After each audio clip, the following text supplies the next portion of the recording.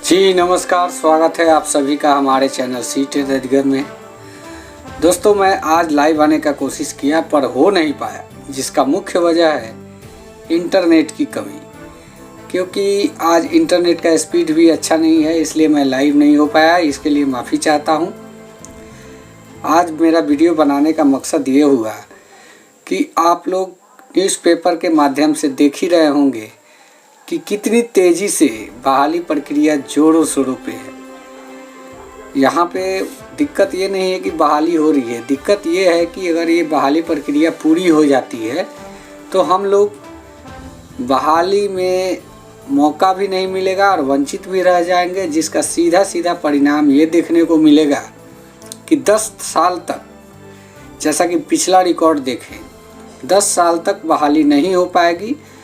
और कुछ अभ्यर्थी ऐसे भी रहेंगे जो अपना एज एक्सपायर कर चुके होंगे, तो उनको बीएड डीएलएड करने के बावजूद, सीटेट एलिजिबिलिटी पास करने के बावजूद भी नौकरी से वंचित हो जाएंगे।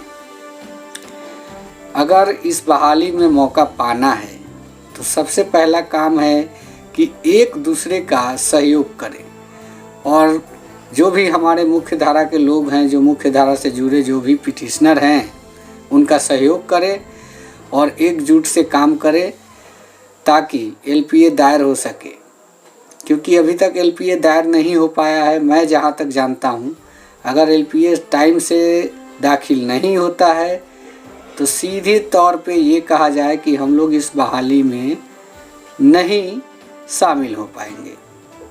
बहाली में शामिल होने के लिए एक ही उपाय है कि जो भी सहयोग राशि हम लोगों से मांग की जा रही है, वो हम लोग समय रहते हुए उस सहयोग राशि को दे, ताकि बहाली में मौका मिल सके। और दूसरी बात ये है कि एक दूसरे पे जो हम लोग आरोप प्रत्यारोप लगाते हैं कि फलां ऐसे चला ऐसे, इन्होंने मेरा पैसा ठग लिया, ये मैटर ये नहीं करता है भाई साहब। मैटर ये करता है कि हम लोग को मौका कैसे मिले। अगर किसी का फ़ायदा ही होता है हमारे 5 रुपए से, तो वो मैटर नहीं करता, क्योंकि हम जिस काम के लिए उसको 5 रुपए दिए हैं, वो अगर काम हो जाता है तो उससे कोई ये नहीं प्रभाव पड़ता है कि उसको कितना फ़ायदा हुआ। तो सीधे तौर पे ये कहा जाए तो अपने वर्क, क्योंकि हम लोग का स्वार्थ है, स्वार्थ जो है बहाली में मौका पाना, उसके लिए अगर कुछ सहयोग ही करना पड़े तो करना चाहिए मेरे हिसाब से। और दूसरी बात कि बीएड डीएलएड करने में जो पैसे हम लोग लगाए हैं, और कुछ पैसों के लिए अगर हम लोग को मौका नहीं मिलता है तो सारे पैसे पे पानी फिर जाएगा कि इतना लगा के क्या फ़ायदा हुआ कि हम लोगों की नौकरी नहीं सुनिश्चित हो पाई।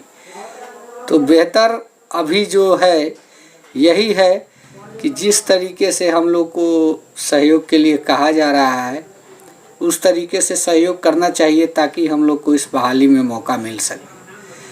पूरे जोरों शोर से लोग कोशिश कर रहे हैं कि एलपीए दायर हो, लेकिन अभी तक कोई होते हुए चीज़ नहीं दिख रहा है।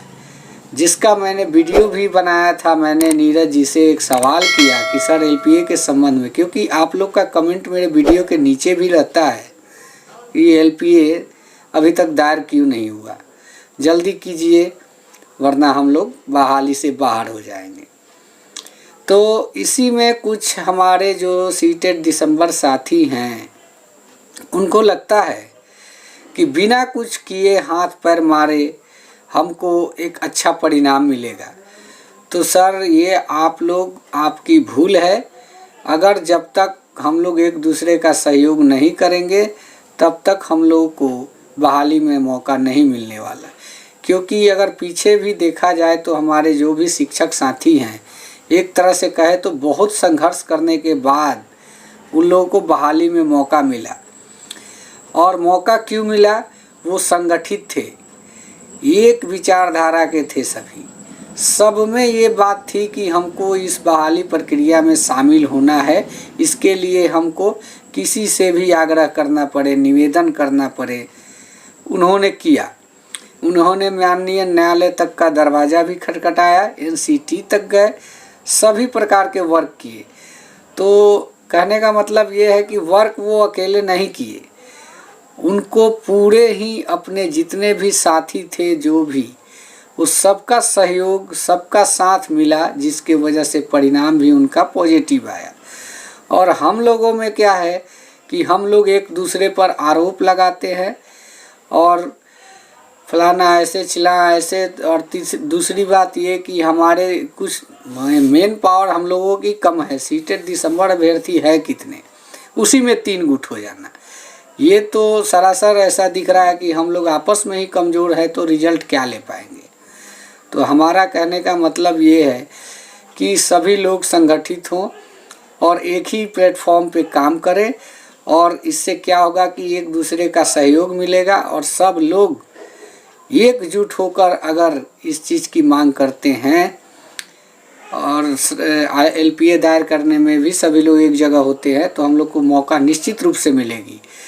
तो दोस्तों, आशा करता हूं कि आप लोग हमारे इस बात से संतुष्ट हुए होंगे, और अच्छा लगा हो तो प्लीज़ चैनल को सब्सक्राइब करें, ताकि शिक्षक बहाली से आने वाली सभी अपडेट आपको मिलती रहे। धन्यवाद। जय हिंद, वंदे मातरम।